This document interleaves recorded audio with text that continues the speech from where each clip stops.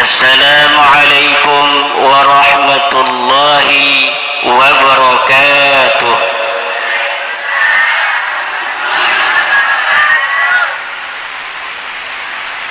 Bismillahirrahmanirrahim.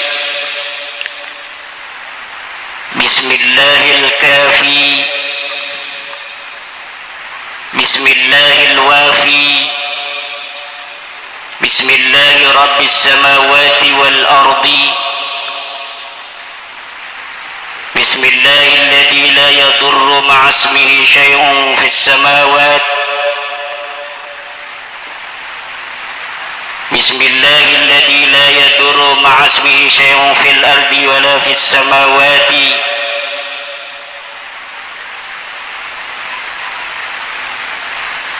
Alhamdulillah.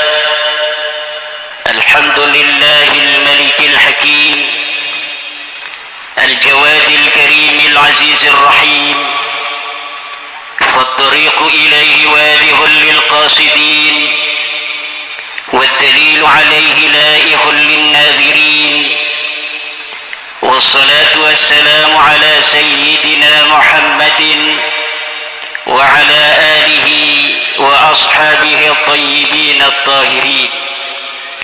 يا حي يا قيوم، يا حنان يا منان، يا ديان يا سلطان، يا ذا الجلال والإكرام.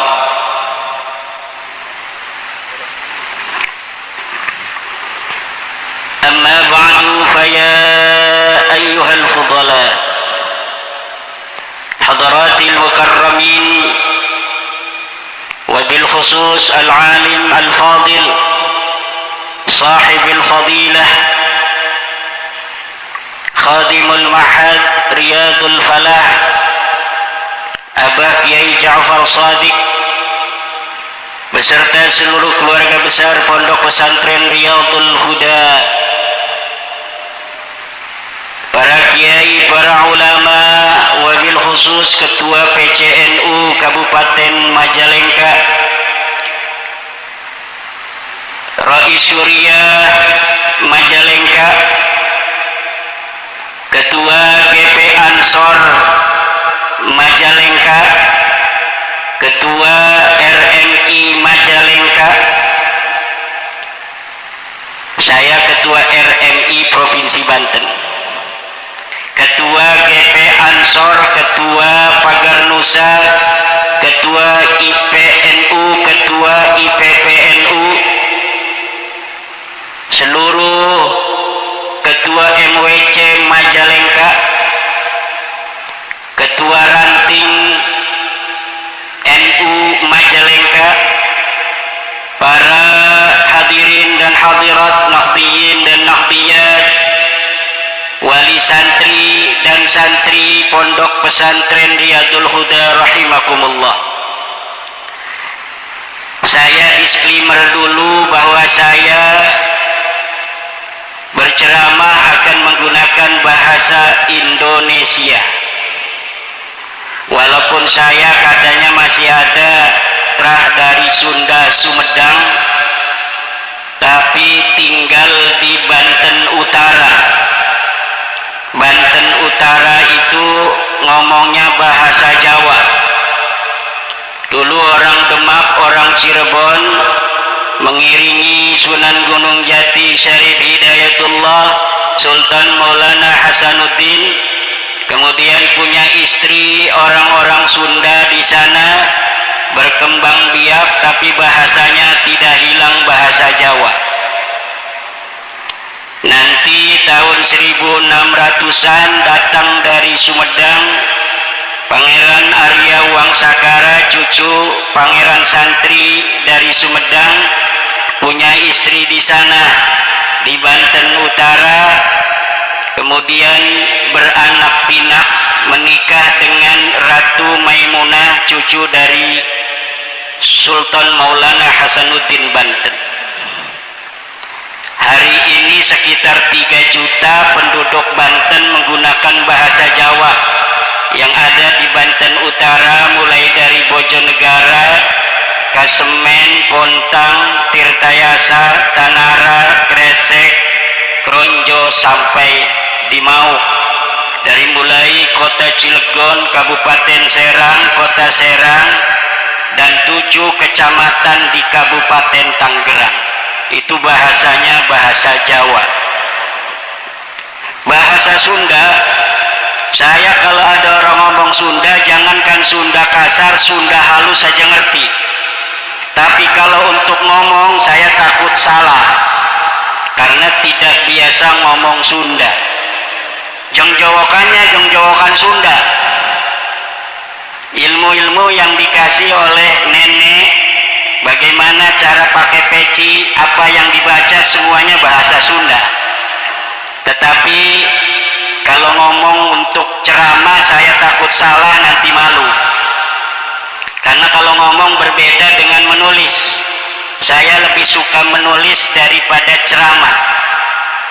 Karena saya pengangguran, dari pagi sampai siang itu pengangguran.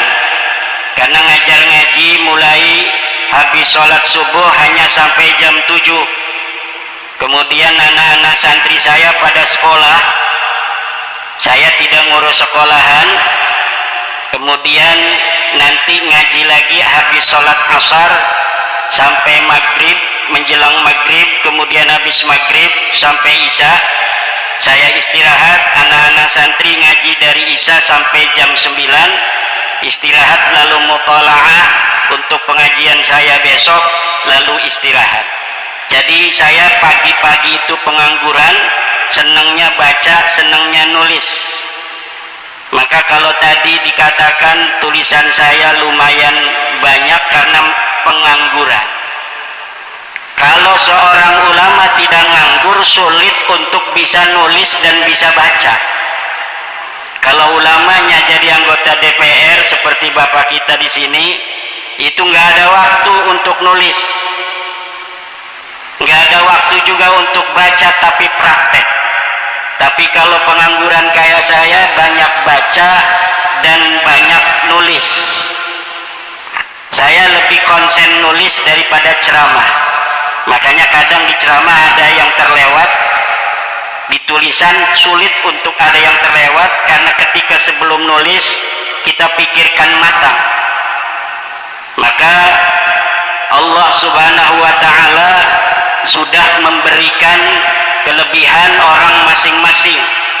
Ada yang sukanya ceramah, gak suka nulis. Ada yang sukanya nulis, gak suka ceramah.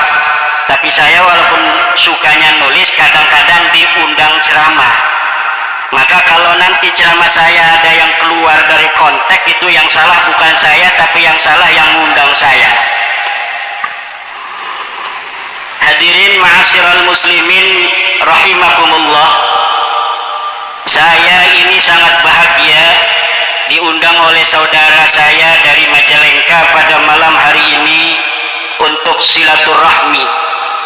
Diundang oleh keluarga besar Abuya Kiai Ja'far Shadiq, keluarga besar Pondok Pesantren Riyadul Huda.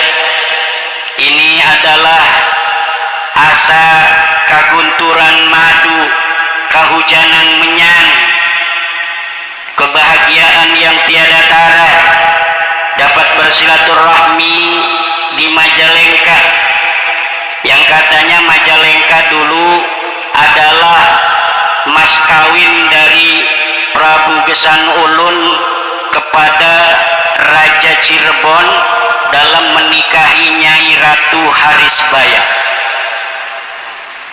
Majalengka ini adalah penuh dengan barokah dan kemuliaan.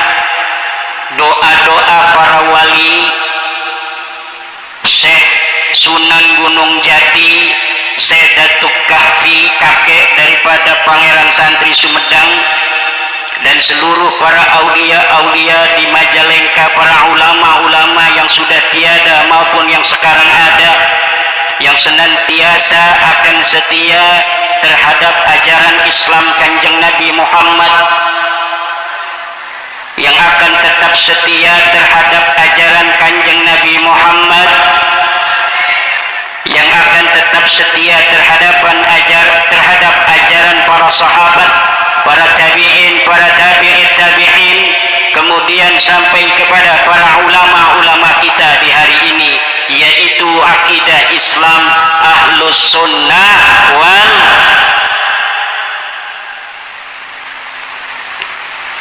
Pertama-tama marilah kita panjatkan puja dan puji kepada Allah, salawat dan salam kepada Rasulullah, kepada para istri-istri Rasulullah, kepada para anak-anak Rasulullah, pada cucu-cucu Rasulullah, dan seluruh ahlu bait Rasulullah. Kita harus mencintai ahlu baitnya Rasulullah. Siapa ahlu baitnya Rasulullah? Ahlu bait, ahlu itu artinya penghuni, bait itu artinya rumah.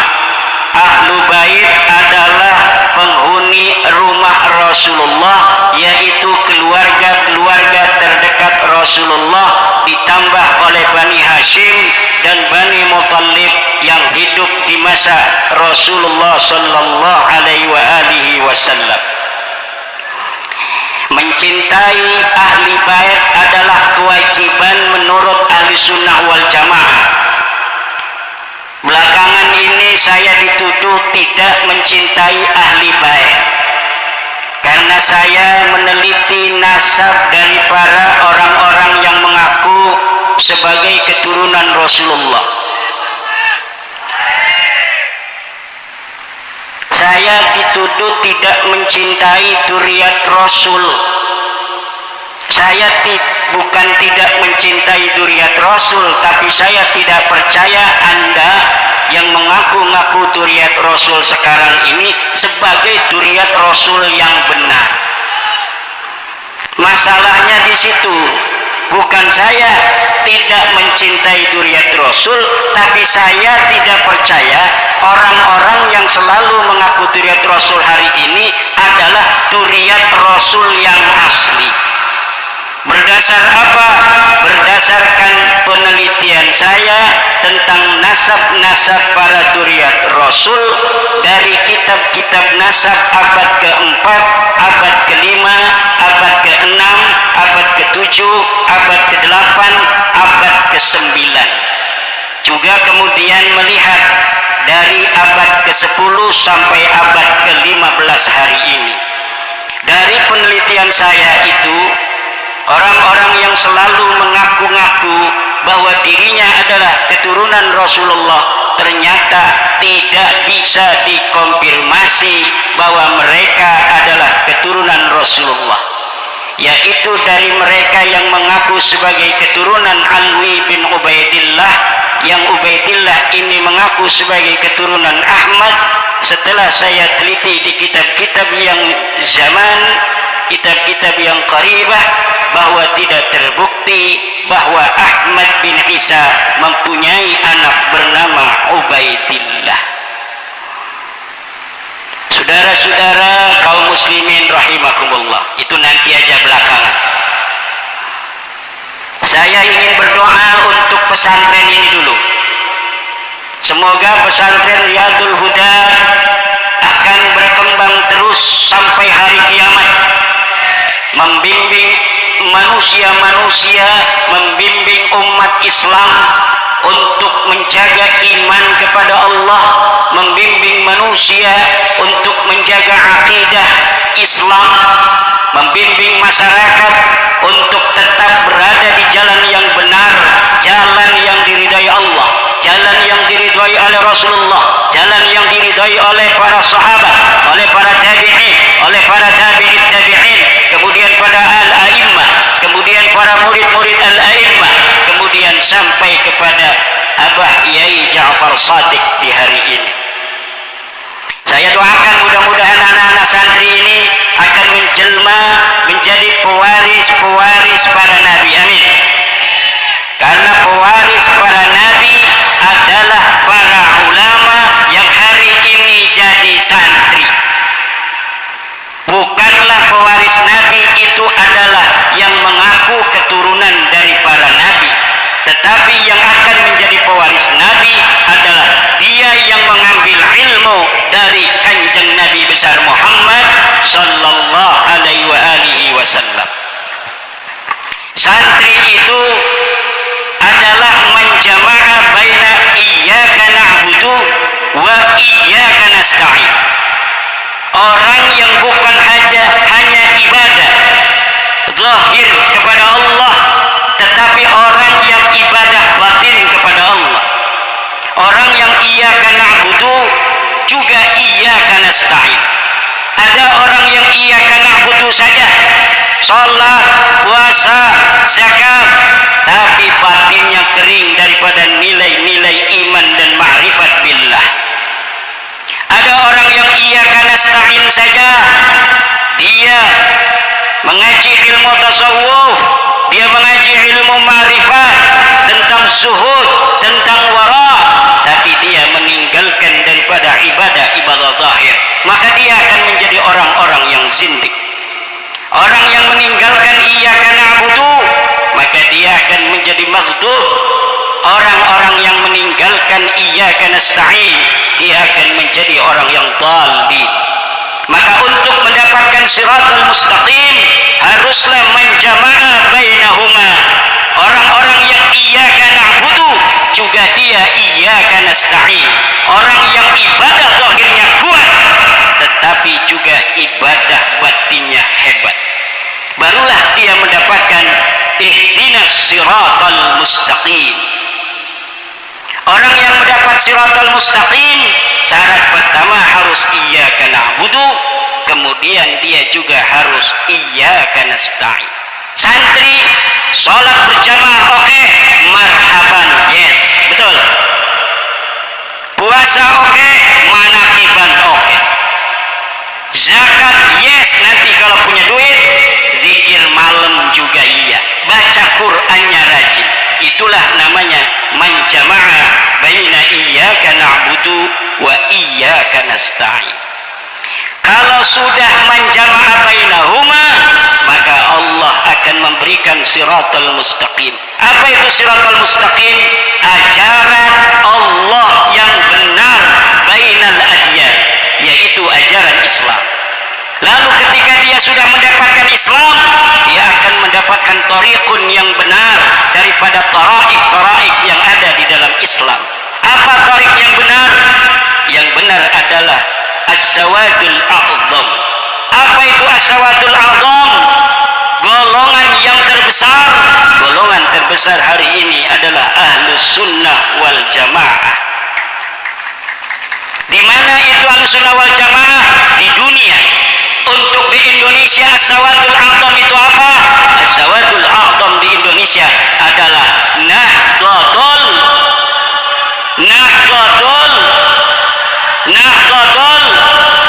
Siapa kita? Siapa kita? Siapa kita? NKRI, Pancasila, Islam selamanya. Harus diulangi lagi. Siapa kita? Siapa kita? Siapa kita? NKRI, Pancasila, Islam.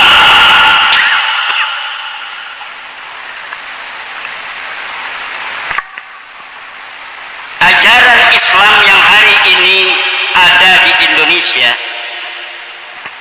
adalah ajaran Islam yang dibawa oleh manusia-manusia bijaksana yang bukan hanya melihat zahirul asya, tapi juga menginsafi bawatinuha. Bukan hanya melihat bagaimana zahir daripada beribadah kepada Allah, tetapi juga mengutamakan kebijaksanaan yang paripurna. Mereka itu siapa? Mereka adalah para wali songo. Wali songo membawa agama Islam ke Indonesia tanpa pertumpahan darah, tanpa adanya paksaan. Sesuatu yang tidak ada paksaan di sana kemudian diterima, maka sesuatu ini akan sulit untuk ditinggalkan. Kalau kita menerima sesuatu dengan paksaan, biasanya kalau pemaksanya ini tidak ada, maka sesuatu itu pun akan dicampakkan kembali. Tetapi para Islam ke Indonesia, dari mulai Aceh, Medan, kemudian ke Padang, Lampung, ke Banten, ke Jawa Barat, ke Majalengka, kemudian ke Bandung, ke Jawa Tengah, ke Jawa Timur, keliling Indonesia, semuanya dengan hikmah mahaliyah, yaitu kearifan lokal yang tetap dijaga, sehingga kemudian Islam di Indonesia menjelma menjadi Islam yang penuh toleran terhadap orang yang masih mempunyai keyakinan yang berbeda dengan agama Islam. Keniscayaan kita sebagai bangsa Indonesia hari ini adalah bahwa selain kita umat Islam di Indonesia ini, kita bersama dengan saudara-saudara kita yang belum Islam. La ikraha fiddin, tidak ada pemaksaan lagi dalam beragama Islam. Siapa yang masih memiliki agama yang lain hari ini di Indonesia tidak boleh dipaksa untuk masuk Islam. Kalau dapat hidayah, alhamdulillah, tapi mereka tidak boleh diintimidasi, mereka tidak boleh dipaksa untuk mengikuti keyakinan kita agama Islam. Kita harus saling hormat menghormati, kita harus saling sayang menyayangi sebagai suatu bangsa Indo. Dan ketika kita merdeka, wahai para Ansor yang lagi ngelamun, jaketnya keren, kantongnya kadang kosong. Keniscayaan Indonesia ketika diperdekakan adalah kita terdiri dari berbagai macam suku bangsa, kita terdiri dari berbagai macam agama, kita terdiri dari berbagai macam kebudayaan. Maka kita kemudian menyatu menjadi bangsa Indonesia, bersepakat untuk hidup bersama selama-lamanya di bawah merah putih Garuda Pancasila, Bhinneka Tunggal Ika, dalam kerangka Negara Kesatuan Republik Indonesia. Kita harus menjaga selama-lamanya yang kita mampu, selama-lamanya yang kita bisa. Tidak boleh Indonesia ini sampai bubar kembali seperti dulu kala. Kita sudah beratus-ratus tahun leluhur kita ada di Pulau Nusantara ini. Kita jaga sejak dulu Kepulauan Nusantara dengan berbagai macam dinamika peradaban dan kebudayaan.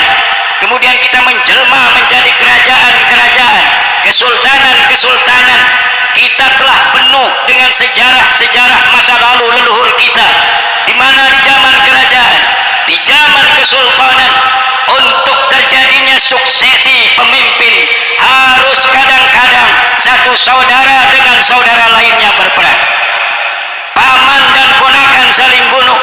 Tapi setelah Indonesia ini terbentuk, saudara-saudaraku sebangsa dan setanah air, tidak ada lagi antara satu keluarga dengan keluarga lainnya untuk menjadi pemimpin di suatu daerah saling perang dan saling bunuh membunuh. Tidak ada lagi perang pedang, tidak ada lagi perang tombak, yang ada hanya perang amplop. Betul? Itu saja oleh negara kita sudah dilarang. Walaupun dilarang, para calon punya gaya sendiri untuk tidak ketahuan. Tapi kalau kita berkaca di masa lalu, lebih parah. Kalau kita berkaca di masa lalu, jangan sampai kita kembali ke zaman itu dengan segala prestasi leluhur kita di dalam mengislamkan kita bangsa Indonesia dalam sebuah kerajaan, dalam sebuah kesultanan. Tapi di sana ada nilai-nilai yang kurang baik, yaitu peperangan yang terjadi untuk sebuah suksesi kepemimpinan. Lihat sejarah-sejarah Indonesia, lihat sejarah-sejarah kerajaan-kerajaan kita. sekarang ada orang yang menawarkan agar kita kembali ke masa khilafah. Khilafah itu kerajaan yang seorang raja jika ia mati maka akan digantikan oleh anaknya. Walaupun yang digunakan adalah sistem Islam, tetapi di dalam suksesi seorang anak menggantikan ayahnya. Kemudian dia menjadi raja. Kadang-kadang antara satu anak dengan anak lainnya ingin jadi raja. Ini cari pendukung, ini cari pendukung. Akhirnya mereka berperang. Dan sejarah-sejarah kita dipenuhi peperangan itu bukan peperangan agama. Agama Islam ini dikembangkan dengan cinta. Namun ketika politik ada di sana, baru ada peperangan. Jadi yang membuat perang itu bukan agama, tetapi politik. Maka politik dan agama tidak boleh untuk dijadikan sebuah paket di mana kadang-kadang orang tidak bisa membedakan apakah dia sedang bicara politik ataukah dia sedang bicara agama. Kadang-kadang bicaranya seperti agama tapi tujuannya politik semata. Ini yang sangat dikhawatirkan oleh para ulama-ulama Nahdlatul Ulama, di mana para kiai-kiai kita tanpa ada yang nyuruh ngajarin para santri, tidak ada SK dari camat. Kadang-kadang mau minta SK aja susah dari Kemenang, betul? Agar sesuai dengan aturan harus ada izin operasional, kita mengajukan diri, kadang-kadang 3 bulan baru jadi, betul? Tanpa adanya izin, tanpa ada yang nyuruh, para kiai-kiai ngajarin ngaji setiap malam kepada masyarakat seminggu sekali. Kadang kiainya yang ngajar, kiai juga yang bawa makanan dan kopi serta minuman lainnya, betul? Itulah keikhlasan yang diajarkan oleh para leluhur kita Auliyaut Tis'ah. Itulah yang diajarkan oleh para ulama-ulama kita masa lalu. Mereka banyak yang keturunan Rasulullah, tetapi mereka tidak pernah mengatakan sebagai keturunan Rasulullah. Mereka merdekakan bangsa Indonesia masa lalu sebelum ada Indonesia ini dari kekafiran. Kemudian mereka bersama-sama orang yang diperdekakan dari kekafiran itu membina umat itu menuju Allah tanpa ada kasta, menuju Allah tanpa merasa mereka lebih berjasa dari yang lainnya. Dilanjutkan oleh para ulama-ulama pelanjut mereka, yang kadang-kadang ulama pelanjut mereka itu adalah keturunan langsung dari para ulama-ulama Auliyaut Tis'ah itu. Namun kadang-kadang keturunannya pun tidak pernah mengatakan bahwa saya adalah keturunan dari Wali Songo. Untuk apa? Agar apa yang telah dilakukan oleh leluhur itu tidak dikotori kalau suatu masa, suatu ketika ada keturunannya yang manhajnya, cara hidupnya berbeda dengan orang-orang yang saleh. Kalau para bangsawan zaman dulu menyematkan gelarnya, kemudian para ulama-ulama zaman dulu yang keturunan Rasul menyematkan gelarnya, kemudian ada anaknya yang jadi supir angkot pakai gelar Syarif Sayyid Husain. Siapa itu? Syarif Husain. Apa kerjanya? Supir angkot. Kan kurang keren. Itulah yang dijaga oleh para ulama-ulama kita masa lalu. Dan juga yang demikian itu tidak sesuai dengan ajaran-ajaran Allah, tidak sesuai dengan ajaran-ajaran Al-Quran, tidak sesuai dengan ajaran-ajaran para ulama. Al-Quran mengatakan inna akramakum indallahi atqakum. Siapa orang yang paling mulia, dialah orang yang paling bertakwa.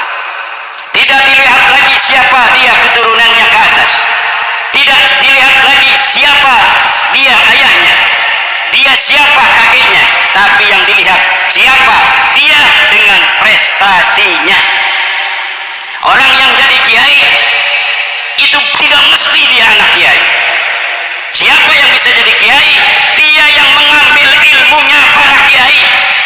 Anak kiai tidak mau ngambil ilmu dari para kiai, maka dia tidak boleh untuk menganggap dirinya mempunyai peran terhadap agama ini. Apalagi dengan membawa nama-nama besar daripada kakek buyutnya, dia kemudian memanfaatkan itu untuk sekedar mencari sesuap nasi, untuk sekedar mencari uang, untuk sekedar mengisi kehidupan dengan membawa-bawa nama leluhur. Ini adalah sungguh memalukan leluhur-leluhur mereka. Dan inilah yang telah diajarkan oleh para guru-guru kita. Siapa dia yang berprestasi, dialah yang patut untuk dihormati. Santri siapa kemudian dia yang mau ngajar ngaji, dialah yang jadi kiai. Anak kiai nggak mau ngajar ngaji, nggak usah dihormatin. Nanti anak kiai nggak ada yang mau ngaji lama-lama. Turunan Nabi sudah sahih, turunan Nabi, tetapi dia tidak ngerti agama. Jangan dihormatin berlebihan, karena itu akan berbahaya bagi keturunan Rasulullah. Suatu masa, suatu ketika, keturunan Rasulullah jadi bodoh semua karena mereka tetap dihormati walaupun tidak berilmu. Ini ajaran-ajaran yang tidak tepat, akan memalukan Rasulullah di akhirat kelak, di mana anak keturunannya bodoh-bodoh. Kenapa? Karena hanya mengandalkan nasab saja. Bahkan banyak yang disclaimer, saya turunan Rasulullah, di dalam tubuh saya ada darah Rasulullah. Siapa yang menghormati saya sama dengan menghormati Rasulullah. Siapa yang membenci saya sama dengan membenci Rasulullah. Kalaulah saya berbuat baik, ikuti. Kalau saya berbuat jelek, jeleknya jangan diikuti. Tetapi zat sayanya harus tetap dihormati dan dimuliakan, karena di dalam diri saya, zat saya, ada darahnya Rasulullah. Ini ajaran-ajaran sesat. Bahkan istri-istri Nabi dikatakan dalam Al-Quran, kalau mereka berbuat yang tidak baik, maka dosanya 2 kali lipat. Wa ulhiqa bihinna man intasaba ilaihi sallallahu alaihi wa alihi wasallam min ahlihi ghairihinna wa min durriyatihi sallallahu alaihi wa alihi wasallam. Hadirin ma'asyiral muslimin rahimakumullah. Inilah pada malam hari ini saya hadir memenuhi undangan Abah Yai Ja'far Shadiq. Selain untuk bersilaturahmi, juga ingin mengajak kita semua untuk bersama-sama membawa umat ini menuju dalil, bukan menuju doktrin. Bahkan haram bagi para santri, para kiai yang sudah balagha rutbatal ijtihad, dia sudah bisa membaca kitab, dia sudah bisa membaca ilmu qawaid, bagaimana istimbat, kemudian di dalam agama dia masih bertaklid kepada orang lain tanpa mau meneliti tentang apa saja, tentang agama, tentang doktrin-doktrin seperti tadi. Kita tidak boleh bertaklid, tetapi harus mengistimbati dengan dalil. Nahnu asba'ud dalil haitsuma yamil namil. Kita adalah orang-orang yang mengikuti dalil, bukan mengikuti doktrin. Kemana saja dalil menuju, disitulah kita harus menuju. Ini yang diajarkan oleh para guru-guru kita dengan sanad yang tasalsul sampai kepada Rasulullah Muhammad sallallahu alaihi wa alihi wasallam. Kalau kita beragama tanpa sanad, maka seluruh orang bisa berkata apa saja. Laulal isnadu laqala man syaa ma syaa. Kalaulah tidak ada sanad, maka siapa saja bisa berkata apa saja. Hadis kalau tidak ada sanad, maka siapa saja bisa bikin hadis palsu. Hari ini 1442 Hijriah, 1444 Hijriah, anak Presiden Jokowi siapa? Kaesang dan Gibran, 2. Kalau saya Imaduddin mencatat sekarang, bikin sebuah buku, anak Presiden Jokowi 3, 1 Kaesang, 2 Gibran, 3 Imaduddin. Kalau sekarang saya katakan, pasti ketahuan saya bohong, betul. Tapi kalau buku ini saya taruh di dalam sebuah peti besi, kemudian saya gembok, saya merekin, dibuka tahun 2500 Masehi. 500 tahun lagi dibuka ini kotak besi oleh seseorang yang menggali sepiteng. Kemudian ditemukan sebuah kitab saya itu yang di dalamnya menyatakan bahwa anak Pak Jokowi 3, Gibran, Kaesang, dan Imaduddin. Lalu orang itu membaca, oh berarti Imaduddin yang ada di 2023 yang sekarang banyak keturunannya di Kresek itu adalah keturunan daripada raja besar di Indonesia zaman itu, yaitu namanya Bapak Jokowi. Mulai dari situ kemudian keturunan saya yang ada di Kresek itu akan ganti silsilah menjadi kemudian luhurnya Imaduddin bin Jokowi. Kenapa? Karena ada manuskrip yang baru ditemukan. Kemudian setelah beberapa ratus tahun akan semakin kokoh, akan semakin kokoh, akan semakin kokoh. Nanti tahun 3000 seluruh keturunan saya sudah masyhur dan istifadah bahwa keturunan daripada raja besar di Indonesia yang dulu berkuasa bernama Insinyur Haji Joko Widodo. Lalu tiba-tiba kedengeran nama orang Solo. Di sana katanya di daerah Tangerang, Banten ada keturunan Insinyur Joko Widodo, raja besar tahun 2023. Keturunan Pak Kaesang dan Pak Gibran tidak terima. 500 tahun yang lalu sudah dicatat oleh Bapak Jokowi di dalam bukunya, dan ini ada manuskripnya berupa kartu keluarga dari Dukcapil, bahwa anaknya Pak Jokowi cuma 2, yang laki-laki yaitu Gibran dan Kaesang.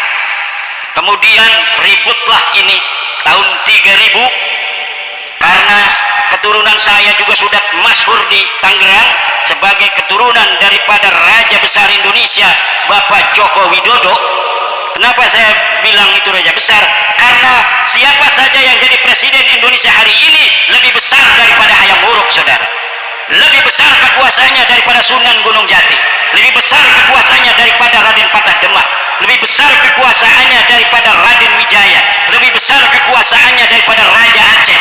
Karena Indonesia ini adalah menjadi pemersatu seluruh kerajaan-kerajaan besar yang dulu ada di Nusantara, sekarang menjadi Indonesia. Jangan gegabah menjadi anak presiden Indonesia karena dia merupakan raja besar. Bangga dong, nanti keturunan saya itu yang sudah ada manuskrip bahwa mereka adalah keturunan daripada Bapak Joko Widodo itu. Tetapi ketika ada yang membatalkan dari Solo keturunan Bapak Jokowi, bahwa dalam manuskrip asli keluarga Pak Jokowi yang ada di Solo tidak ada anak Pak Jokowi namanya Imaduddin, apa yang akan terjadi? Itulah yang banyak terjadi dengan nasab-nasab palsu. Dia bisa untuk syuhra dan istifadah, tetapi syuhra dan istifadahnya disebut dengan syuhratun hadisatun, kemasyhuran yang baru datang, bukan di masa orang itu hidup. Sementara ketika didebatkan nanti oleh keturunan Pak Jokowi tahun 3000 itu, ini berdasarkan buku sejarah Indonesia yang dipelajari di sekolah dasar, bahwa Pak Jokowi punya anaknya 2. Ini dikarang tahun 2900, ini tahun 2700 ada, ini 2500 ada, ini 2400 ada, ini 2000 sekian ada. Lalu Anda tahun berapa? Ini tahun sekian, adanya di mana? Di Kresek. Lah, ini datanya data mayor, adanya di Solo. Berarti yang menang adalah data mayor. Ada data mayor, ada data minor. Data mayor itu adalah data yang ditulis oleh ulama yang ada di tempat itu. Data minor adalah data-data pembanding yang ditulis oleh orang-orang yang di luar itu. Ada data primer, yaitu data-data yang ditulis pada zaman di mana tokoh itu ada.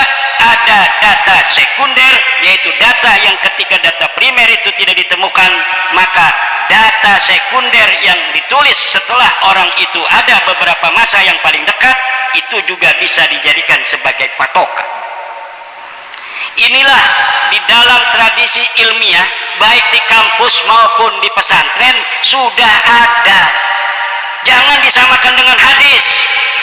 Hadis katanya dikodifikasi, ditadwin itu pada abad ketiga. Kata-kata Rasul ada di 1 Hijriah, tetapi dicetaknya, ditulisnya abad ketiga, 300 tahun setelah itu. Berarti katanya tidak bisa dong ini dikatakan hadis asli. Karena apa? Karena tidak ada kitab yang ditulis di zaman Nabi. Ini goblok cara berpikirnya. Hadis itu diriwayatkan oleh seorang guru kepada muridnya, dari seorang murid kepada muridnya lagi, dari seorang murid kepada muridnya lagi. Dan ini bisa diverifikasi oleh kitab-kitab ruwat, oleh kitab Isobah bir Rijal, oleh kitab Al-Jarh wa Ta'dil. Namanya siapa?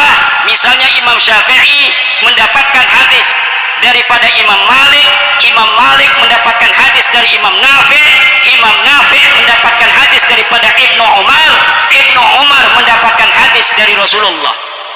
Ditulislah kemudian di dalam Musnad Imam Syafi'i tentang suatu hadis yang dia dapatkan dari Imam Malik. Ini bisa diverifikasi, diteliti oleh para ahli hadis. Betul enggak Imam Syafi'i hidup sejaman dengan Imam Malik? Katanya dia mendapatkan hadis dari Imam Malik. Dari sisi ittisalus sanad diperiksa. Kalau satu masa hidupnya dilihat tanggal lahir Imam Syafi'i tahun berapa, kemudian Imam Malik tahun berapa, ada nggak kemungkinan mereka bertemu? Kalau dari sisi tahun lahir dan tahun kematian, ini bisa dikatakan mereka kemungkinan bertemu. Kemudian dilihat di mana Imam Syafi'i itu pernah tinggal, di mana Imam Malik itu pernah tinggal. Kalau dimungkinkan, rahila ila Makkah min Palestina, kemudian warahila ila Madinah min Makkah. Tahun berapa dia ada di Madinah? Tahun sekian. Imam Malik di Madinah wafat tahun berapa? Tahun sekian. Ini Imam Malik berarti masih hidup ketika Imam Syafi'i pindah dari Makkah menuju Madinah. Berarti dari sisi ittisalus sanad ada kemungkinan besar Imam Syafi'i bertemu dengan Imam Malik dan dia bisa menjadi murid daripada Imam Malik. Itu dari sisi ittisalus sanad. Kemudian dari sisi kualitas musnidnya ini, bagaimana para ulama menerangkan tentang kualitas siqahnya Imam Syafi'i, bagaimana menerangkan tentang kualitas siqahnya Imam Malik. Imam Syafi'i ini adalah orang-orang yang siqah, orang yang adil, bisa dipercaya, tidak pernah dia berdusta. Dia punya guru Imam Malik juga dia siqah, dia tidak pernah berdusta, dia tidak muttaham bil kadzib. Maka berarti antara Imam Syafi'i menerima dari Imam Malik ini adalah sahih. Sahih min haisul isnad wa sahih min haisul ruwat. Kemudian dari Imam Malik, benar nggak Imam Malik ini pernah bertemu dengan Imam Nafi'? Diteliti di kitab-kitab yang lain, dalam kitab-kitab sirah, dalam kitab-kitab tarajim, dalam kitab-kitab rihalat, perpindahan-perpindahan, dalam kitab-kitab qabail. Ini diteliti satu persatu. Kemudian dikatakanlah oleh ulama, ini hadis sahih. Kalau misalnya ada orang ternyata dia ini bertemu, tetapi dia pernah berdusta, disaksikan oleh orang dan dapat dibuktikan kedustaannya, maka kemudian dia disebut oleh ulama-ulama ahli jarh wa ta'dil kadzab atau muttaham bil kadzib. Maka hadisnya turun derajatnya, walaupun ittisal sanadnya, tetapi dia kemudian menjadi dhaif. Apakah ketika kita mendhaifkan hadis, mengatakan hadis ini munqati, adalah kita menyakiti Rasulullah? Tidak. Ini namanya kita sedang membersihkan hadis-hadis Rasul daripada hadis-hadis palsu. ini besar loh nama Rasulullah, katanya Rasulullah berkata demikian.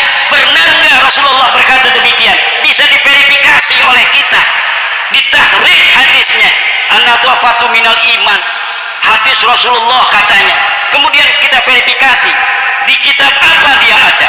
Setelah kita verifikasi di kitabnya, siapa ahli rawinya, dikatakan rawinya A, B, C, D, E, F sampai kepada Rasulullah. Kita teliti satu persatu. Dia mengatakan haddatsana Malik, haddatsana Nafi.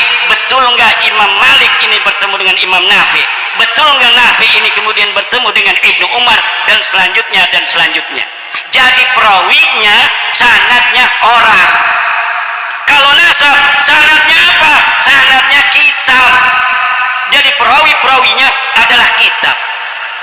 Apabila sekarang ada orang yang mengatakan mereka adalah keturunan Rasul, harus diverifikasi di kitab-kitab yang ada di setiap kurun, di kitab-kitab yang ada di setiap abad.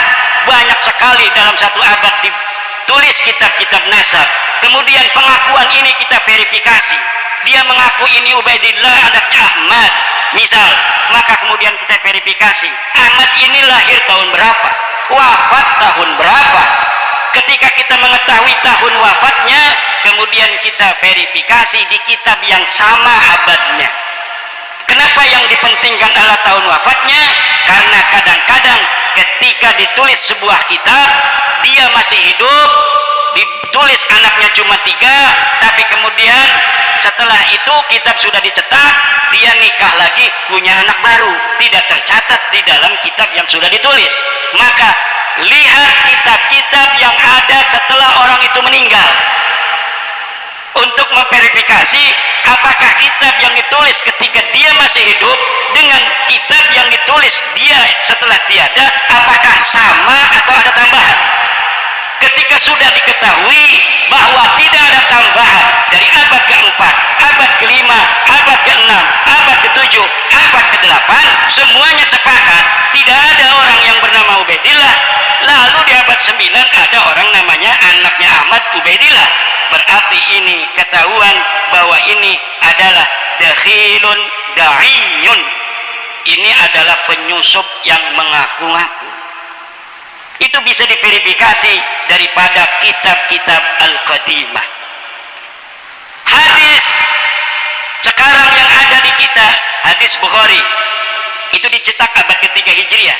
Tapi sebelumnya itu sudah ada perawi-perawinya sampai kepada Rasulullah, dan disebutkan ini rawinya anu, rawinya anu, rawinya anu, diteliti dalam kitab-kitab tentang nama-nama, kemudian orang ini siqah, maka itu sudah cukup. Tapi kalau nasab tidak ada perawinya. Perawinya siapa? Perawinya kitab-kitab. Kalau tidak ada di kitab-kitab itu, berarti pengakuan itu tidak berdasar. Orang yang mengaku keturunan Raja Pajajaran, Prabu Siliwangi, harus ada manuskripnya. Bisa jadi orang sini kalau dites DNA semuanya Prabu Siliwangi. Tapi kalau misalnya tidak ada manuskrip silsilahnya, nanti sudah ketahuan Prabu Siliwangi, saya cucu Prabu Siliwangi. Mana buktinya? Tidak ada. Hanya tes DNA, cucu Prabu Siliwangi. Ini tidak bisa ditulis dalam kitab sejarah. Nanti dia langsung binnya bin Siliwangi. Maka tetap harus ada nasab dan sajarah. Binanu, binanu, binanu, binanu, binanu, binanu. Baru bisa ditulis di dalam kitab nasab Prabu Siliwangi. Kenapa Prabu Siliwangi itu sekarang orang-orang Jawa Barat kemungkinan besar adalah keturunan mereka, keturunan daripada Prabu Siliwangi? Karena istri Prabu Siliwangi itu 200 perempuan cantik. Enggak kayak Abayai Jafar. Berapa istrinya Abayai Jafar? Istiqomah. Prabu Siliwangi 200. Raja Banten tahun 1682, Sultan Haji Abdul Qahar, itu istrinya 4, tetapi budaknya 1000. Anak keturunannya jadi buaya. Kalau raja itu boleh punya namanya jawari. Selain daripada istri juga ada malakat aimanukum, karena pada zaman itu sampai tahun 40-an itu saudara, ternyata masih ada perbudakan di Indonesia ini. Makanya mental-mental budak itu masih banyak di Indonesia. Kenapa? Karena ternyata zaman Belanda masih ada perbudakan manusia. Sejak kita Indonesia semuanya manusia merdeka. Bukan manusia merdeka dari sisi tidak ada yang menjajah, tapi kita juga harus merdeka dari setiap doktrin-doktrin yang melemahkan kita sebagai manusia. Doktrin-doktrin yang mengatakan bahwa manusia berbeda dari sisi keturunannya, itu harus dilawan. Kenapa? Karena akan mengakibatkan manusia menjadi berbeda-beda berdasar keturunannya. Orang sering menuduh bahwa agama Hindu agama kasta. Bukan, saudara. Agama Hindu itu bukan agama kasta. Yang pertama kali membuat kasta adalah penjajah Inggris Britania di India. Tetapi istilahnya diambil daripada ajaran agama Hindu. Dalam ajaran agama Hindu yang ada adalah catur warna. Catur warna itu artinya manusia-manusia pekerjaannya macam-macam. Ada yang jadi Brahmana, ada yang menjadi kesatria, ada yang menjadi Waisya, ada yang menjadi Sudra. Itu adalah tingkatan manusia, bukan berdasarkan keturunannya menurut agama Hindu. Orang Sudra sekarang dia kerjanya kerja hanya menjadi pekerjaan rendah, tapi apabila dia punya anak mau bekerja keras, dia bisa naik menjadi Waisya. Dia dari Waisya kerja keras, mau dia daftar PNS di kerajaan, maka dia bisa naik menjadi kesatria. Jadi polisi ganteng-ganteng kayak polisi kita. Saya lupa tadi menghormati karena saya takut sama banser aja dari tadi. Ada tentara-tentara kita, petani di Indonesia bisa jadi tentara, petani bisa menjadi seorang polisi, siapa saja bisa menjadi apa saja. Ini sama dengan ajaran agama Hindu. Jangan kita mendiskreditkan ajaran agama Hindu sebagai ajaran kasta. Tidak ada, ternyata ajaran kasta itu adalah ajaran penjajah yang ada di Indonesia.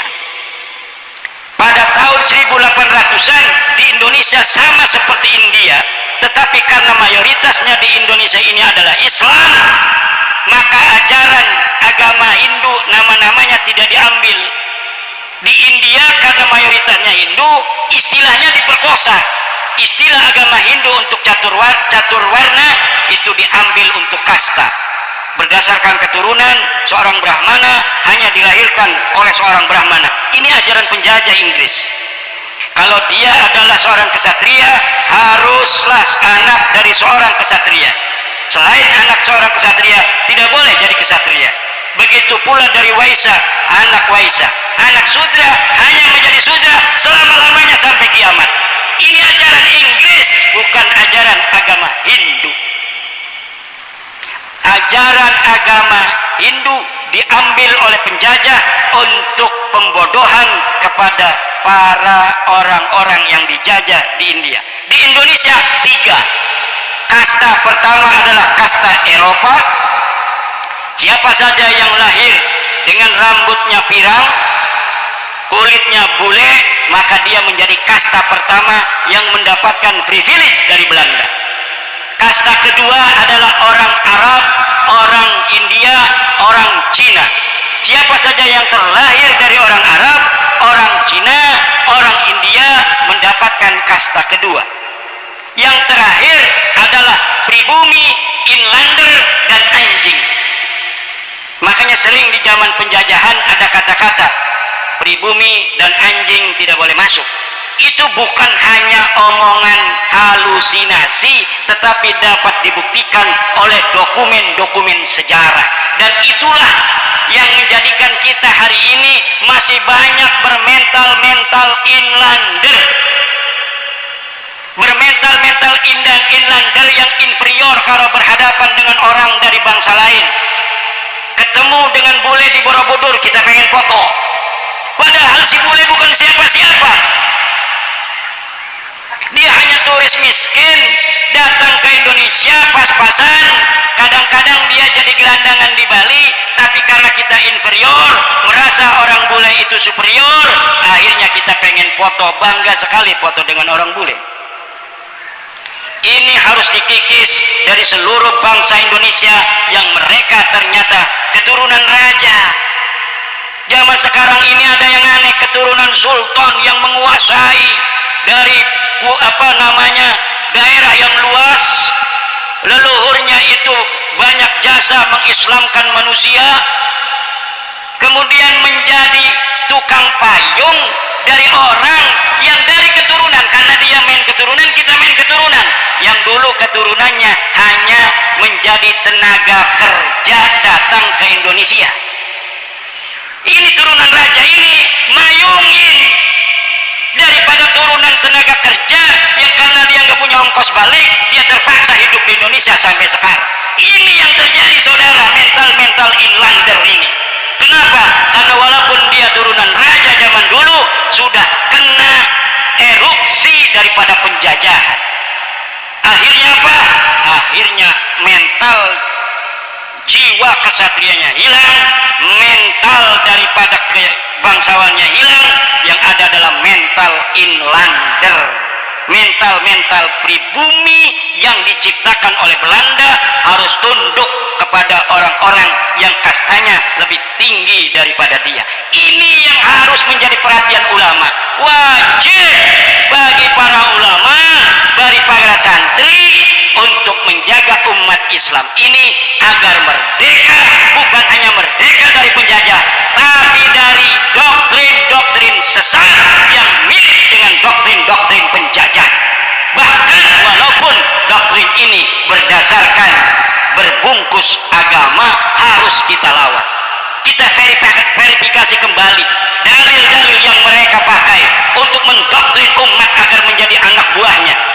Kita harus verifikasi kembali kebenaran, kesahihan dari setiap hadis yang mereka ungkapkan agar kita tunduk dan patuh menghormati mereka. Kenapa? Karena ini dimanfaatkan untuk mereka dan golongan mereka untuk memperbudak kita. Dan omongan ini mungkin belum bisa banyak diterima dan dipahami oleh para ulama. Dan saya memohon para ulama untuk beristikharah, kemudian merenung, mengambil kitab, kemudian memverifikasi setiap dalil-dalil yang berkaitan dengan apa yang telah saya sebutkan, lalu ambil kesimpulan. Insya Allah hasilnya akan sama dengan perenungan saya, bahwa ada masalah dalam doktrin-doktrin mencintai dzurriyyat Nabi. Ada masalah dalam doktrin-doktrin kita mencintai ahlu bait Nabi. Ada dalil-dalil yang diperkosa dari dalil-dalil yang khusus untuk ahli bait Nabi yang ada di masa Nabi, kemudian digunakan untuk kepentingan mereka agar manusia-manusia taat dan tunduk pada mereka, untuk kemudian digunakan bukan hanya untuk kegunaan agama tapi juga untuk kegunaan politik. Ini yang harus kita beri pemahaman, kesadaran kepada masyarakat. Insya Allah kita berada di dalam siratal mustaqim karena demi cinta kita kepada umat Islam, cinta kita terhadap agama Islam, dan cinta kita kepada dzurriyyat Nabi, cinta kita kepada ahli bait Nabi, cinta kita kepada kanjeng Nabi besar Muhammad sallallahu alaihi wa alihi wasallam. Ada orang yang bilang, "Hai Imaduddin, nanti kamu apakah tidak malu bertemu Rasulullah, telah menafikan, telah menyakiti dzurriyyatnya Nabi. Di saat nanti orang-orang akan memohon syafaatnya kanjeng Nabi, engkau tidak akan dilihat kalau engkau menyakiti daripada turunan Nabi. Tobatlah." Yang tobat itu orang yang ngaku-ngaku turunan Nabi tapi tidak terkonfirmasi oleh kitab-kitab nasab dan tes DNA-nya melenceng dari DNA kanjeng Nabi. Itu yang harus dia tobat. Ini diam aja, ini nggak setuju ya?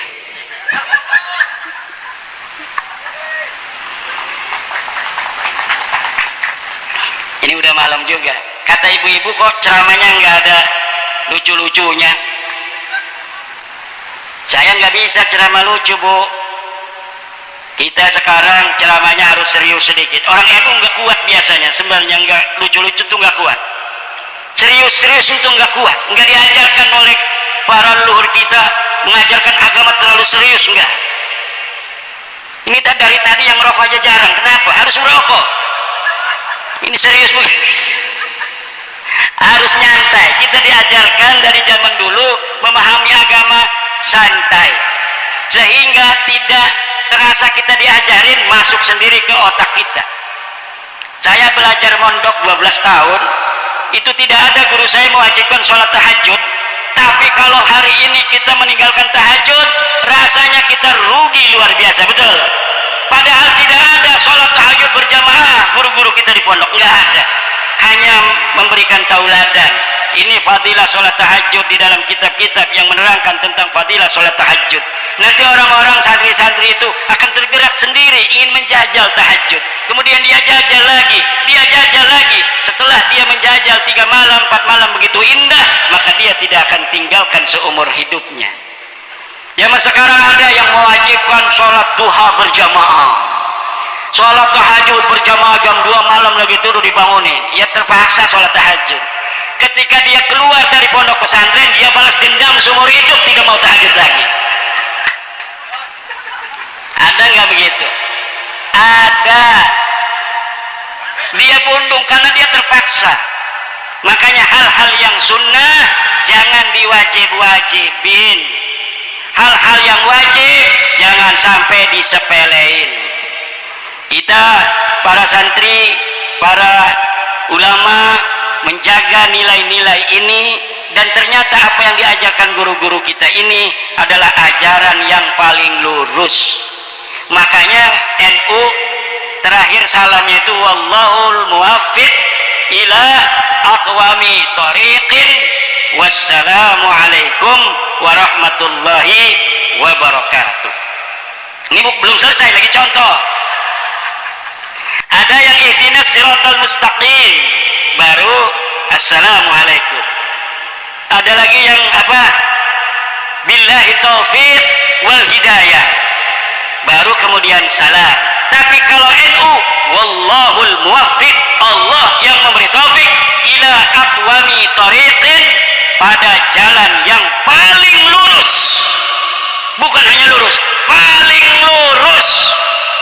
Karena siratal mustaqim itu belum tentu aqwamit tariq. Siratal mustaqim ini adalah Islam. Sekarang ada Islam Ahlussunnah wal Jamaah, itu siratal mustaqim. Ada Islam Syiah, itu siratal mustaqim. Ada Islam Jabriyah, siratal mustaqim karena Islam. Tapi belum tentu aqwamit tariq. Tariq itu adalah pecahan daripada sirat. Siratal mustaqimnya Islam itu musuhnya Yahudi Kristen. Kalau orang sudah punya siratal mustaqim, berarti dia bukan Yahudi, bukan Kristen. Di dalam siratal mustaqim ada taraik, ada jalan-jalan. Ada jalan Ahlussunnah wal Jamaah kita NU, ada jalan daripada Syiah, ada jalan Khawarij, ada jalan Mu'tazilah, ada jalan Jabriyah, ada jalan Qadariyah dan sebagainya. Nah, aqwami thariq adalah Ahlus Sunnah wal Jamaah An-Nahdiyah. Kenapa? Karena sekarang ahli sunnah juga dirampok oleh orang-orang Wahabi, ngakunya dia bukan Mujassimah lagi. Sekarang ngakunya mereka juga Ahlus Sunnah wal Jamaah. Makanya Kiai Ma'ruf Amin menambahi istilah Ahlus Sunnah dengan Ahlus Sunnah wal Jamaah An-Nahdiyah. Makanya saya mengarang kitab Al-Fiqratun Nahdiyah, artinya pemikiran-pemikiran ahli sunnah nahdiyah seperti yang digariskan oleh ulama-ulama kita. Dalam fikih kita mengikuti salah satu dari 4 madhab. Madhab Imam Hanafi atau madhab Imam Malik. Daripada tasawuf, Imam Ghazali dan Imam Junaid Al-Baghdadi. Kenapa harus Imam Junaid dan Imam Ghazali? Karena tasawufnya tasawuf sunni man jama'a baina al-fiqhi wat tasawuf. Karena orang yang berfikih tapi dia tidak bertasawuf, maka maka dia menjadi fasik. Orang yang bertasawuf tapi dia tidak berfikih, dia menjadi zindik. Orang yang mengambil kedua-duanya adalah muhaqqiq. Man tasawwafa wa lam yatafaqqah faqad tazandaqa, wa man tafaqqaha wa lam yatasawwaf faqad tafassaqa, wa man jama'a bainahuma faqad tahaqqaqa. Inilah Nahdlatul. Makanya tarekat-tarekat yang macam-macam muter-muter segala itu hati-hati. Ini saya lihat Les Bumi, ini kadang-kadang memperlihatkan atau mendukung tasawuf-tasawuf yang tidak berafiliasi terhadap Imam Al-Ghazali dalam Ihya dan Bidayatul Mujtahid, juga tidak terafiliasi terhadap pendapat-pendapat Imam Junaid Al-Baghdadi, yaitu tasawuf-tasawuf yang ghulu, tasawuf-tasawuf yang terlalu berlebihan, tasawuf-tasawuf yang mengarah kepada zindik lebih dekat daripada kepada sunnah. Maka tasawuf kita, tasawuf NU adalah tasawufun sunniyun yang hanya berafiliasi dari ajaran-ajaran Imam Ghazali, yang nanti tarekatnya ada dari Syekh Abdul Qadir Jailani karena beliau adalah murid daripada Imam Al-Ghazali. Tarekat Qadiriyah, tarekat Naqsyabandiyah, tarekat Syadiliyah, tarekat Syatariyah, itu adalah tarekat-tarekat yang mu'tabarah, yang bermuara kepada Imam Al-Ghazali dan Imam Junaid Al-Baghdadi. Tarekat yang tidak di dalam sanad melewati dua ini itu tidak dianggap mu'tabarah di dalam Nahdlatul Ulama. Ini juga yang harus diperhatikan oleh Jatman. Setiap ada tarekat yang daftar kepada Jatman, tarekat baru yang dibawa ke Indonesia, harus dilihat sanad silsilah daripada tarekat itu apakah melewati Imam Al-Ghazali atau Imam Junaid Al-Baghdadi. Kalau tidak melewati keduanya, maka tarekat itu tarekatun ghairu mu'tabaratin, tarekat yang tidak mu'tabarah. Untuk terakhir, karena saya diminta untuk mengijazahkan kitab-kitab tulisan saya, juga sanad ijazah ini, karena dalam ijazah itu ada dua cara. Itu ijazah dengan langsung membaca kitabnya sampai tamat, ada juga ijazah yang diberikan kepada murid dengan ijazah amah, bahwa nanti dia bisa untuk mengambil nama daripada yang mengijazahkan sebagai bagian daripada sanadnya di dalam ilmu atau sanadnya di dalam kitab yang dia karang. Maka oleh karena ini mohon izin kepada Buya Yai Ja'far Shadiq dan kiai-kiai lain yang hadir, saya mohon izin untuk mengijazahkan kitab-kitab yang saya karang kepada para hadirin yang hadir, juga nanti para hadirin bisa mengijazahkannya kepada murid-muridnya dengan mengittisalkan sanadnya kepada muallif, yaitu saya sendiri. Nanti apabila saya menyebutkan sighah daripada ijab, nanti para hadirin kiai menjawab dengan qabiltu.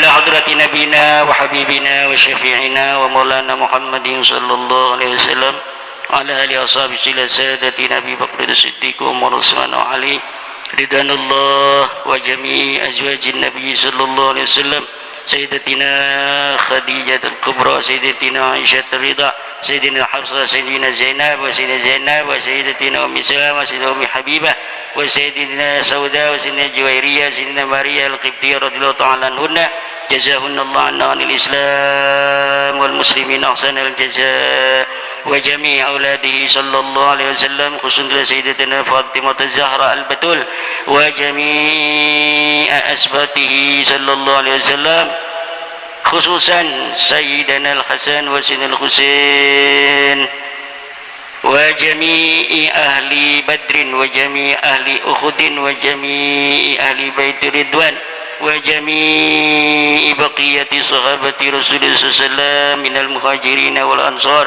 خصوصا إلى جميع العشرة المبشرين لهم بالجنة. شور الله لهم الفاتحة. أعوذ بالله من الشيطان الرجيم. بسم الله الرحمن الرحيم. الحمد لله رب العالمين الرحمن الرحيم مالك يوم الدين. إياك نعبد وإياك نستعين اهدنا الصراط المستقيم صراط الذين أنعمت عليهم غير المغضوب عليهم ولا الضالين. آمين يا من يا الله يا رب العالمين.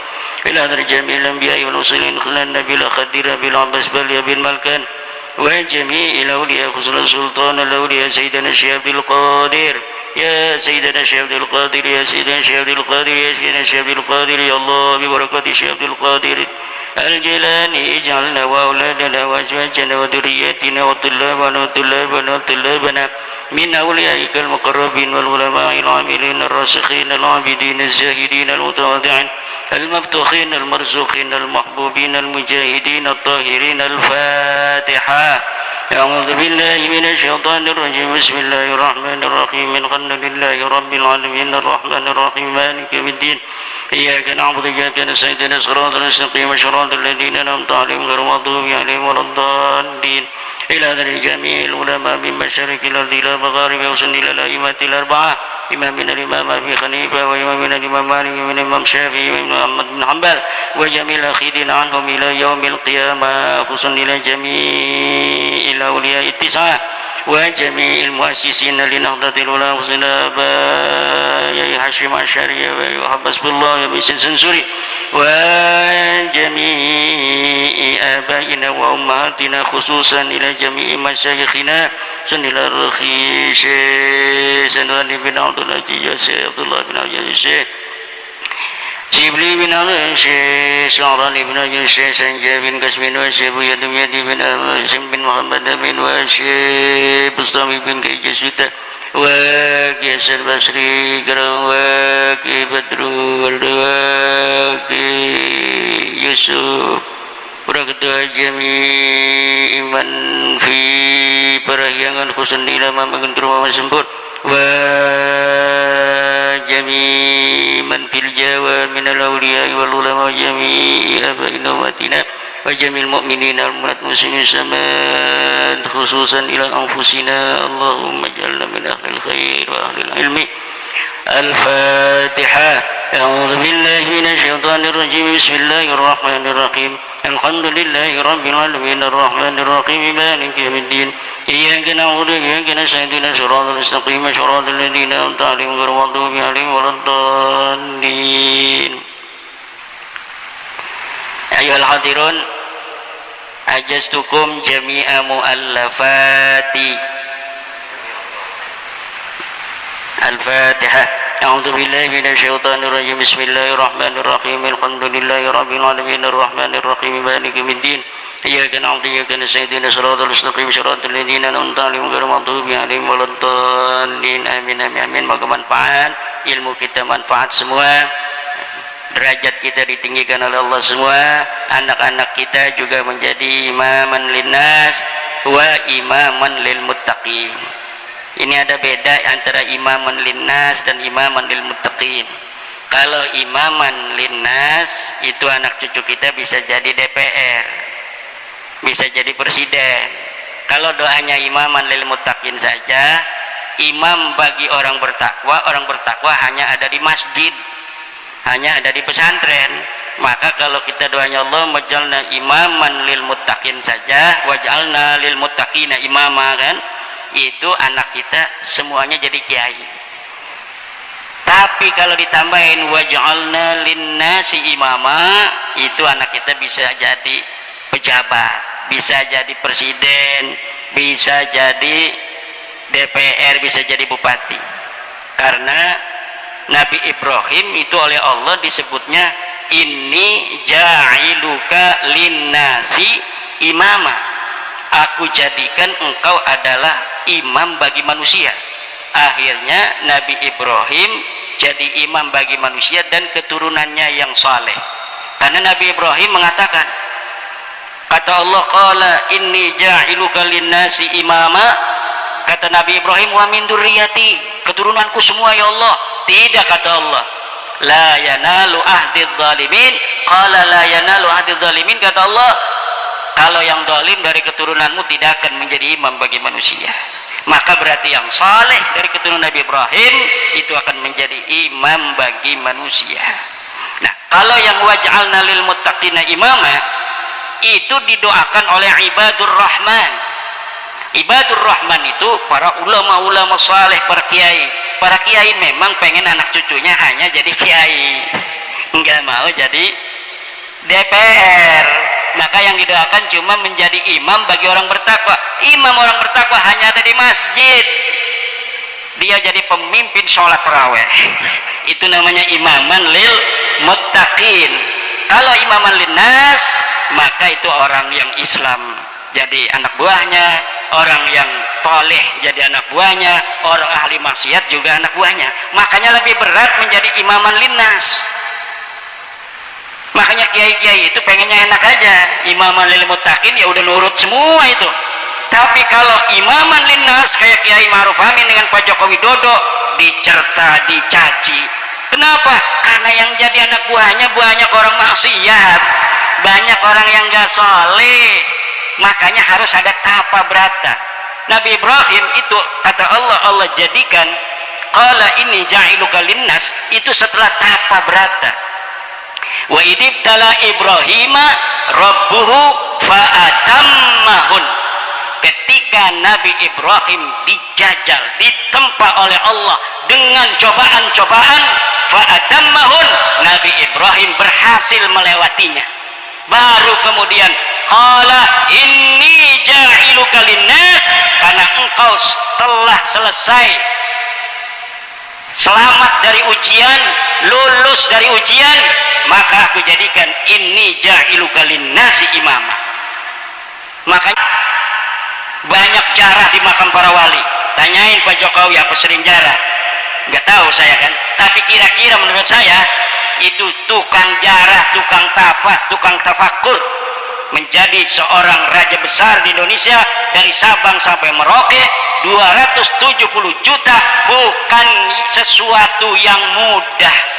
Lebih hebat dari Hayam Wuruk, lebih hebat daripada Raja Aceh Malikus Saleh, lebih hebat dari Sunan Gunung Jati Syarif Hidayatullah yang hanya wilayah Banten dan wilayah Cirebon, wilayah Majalengka, lebih hebat daripada Prabu Siliwangi, Presiden Jokowi itu. Maka menjadi turunan Presiden Jokowi itu lebih hebat daripada turunan Prabu Siliwangi, saudara-saudara. Makanya awas, hati-hati nih tukang-tukang sejarah, jangan sampai nanti Madudin nyantolin jadi cucunya atau anaknya Pak Jokowi seperti tadi itu. Karena sekarang banyak yang orang nyantolin karena dia sudah berprestasi, kemudian dia supaya lebih hebat bikin cantolan-cantolan nasab itu. Bahkan kuburan-kuburan baru banyak sekarang yang didirikan untuk agar supaya dianggap leluhurnya itu banyak jasa di negeri kita. Padahal prestasi leluhurnya ketika hidup tidak ada, dibikin-bikin ceritanya. Sekarang sejarah proklamasi diubah. Siapa yang menentukan hari proklamasi? Siapa yang menjadi pencetus hari proklamasi? Siapa yang mencetus Nahdlatul Ulama? Semuanya dirubah oleh orang-orang yang gila hormat, orang-orang yang dia sekarang pengen dihormati dengan cerita-cerita palsu tentang jasa-jasa leluhurnya di masa lalu, padahal ketika hidup leluhurnya hanya jadi seorang pengkhianat. Tetapi mereka sekarang ingin dimuliakan, ingin dihormati. Hati-hati, sejarah kita harus dijaga, jangan sampai dirubah. Kalau sedikit ada orang ceramah membuat sejarah-sejarah yang tidak sesuai dengan fakta sejarah, harus langsung anak-anak NU, anak-anak Ansor, anak-anak Pagar Nusa bikin video tandingannya agar sejarah palsu ini jangan menyebar di tengah masyarakat tanpa ada yang mengkoreksinya. Demikian, mudah-mudahan manfaat. Wallahul muwaffiq ila aqwamit thoriq. Wassalamualaikum warahmatullahi